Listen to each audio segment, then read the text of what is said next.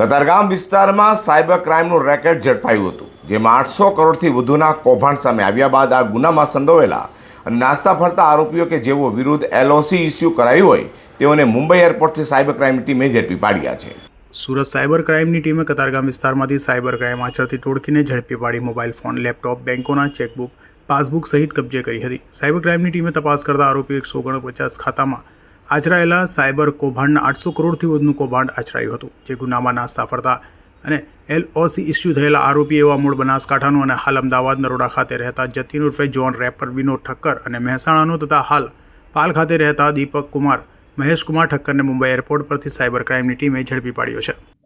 નવા મહિનામાં cyber crime cell Surat શહેર દ્વારા કતારગામમાં એક રેડ કરવામાં આવેલ હતી, જેમાં એક 52 નંબરનો ગુનો નોંધવામાં આવ્યો હતો અને 5 આરોપીઓને પણ ઝડપી પાડવામાં આવેલ હતો. તમામ આરોપીઓ પાસેથી 149 બેંક ખાતાઓ મળી આવેલ હતો, જેમાં 800 કરોડથી વધારાનું ટ્રાન્ઝેક્શન્સ પણ હતું. હવે આ જ તપાસમાં જે 2 નાસ્તા ફરતા આરોપીઓ છે એમને મુંબઈ એરપોર્ટ ખાતેથી આપણી સાયબર ક્રાઇમ સેલે ઝડપી પાડી છે. અને જે બંને આરોપીઓ છે એ ગેમિંગની એપ્લિકેશનમાં જે ફાઇનાન્શિયલ મોડ્યુલ હેન્ડલ કરવાનું કામ છે એ હેન્ડલ કરતા હતા. બેંકોક અને વિયેતનામ રહેતા હતા અને છેલ્લા 1-1.5 વર્ષથી આ જ કામમાં સંડોવાયેલ છે.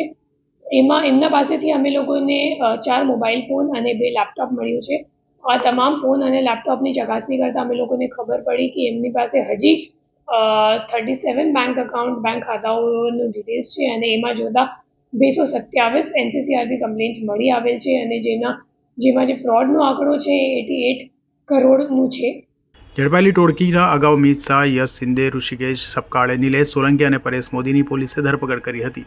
તો આ ટોળકી વિરુદ્ધ સમગ્ર દેશમાં 277 જેટલી ફરિયાદો પણ નોંધાઈ હોવાનું સામે આવ્યું છે.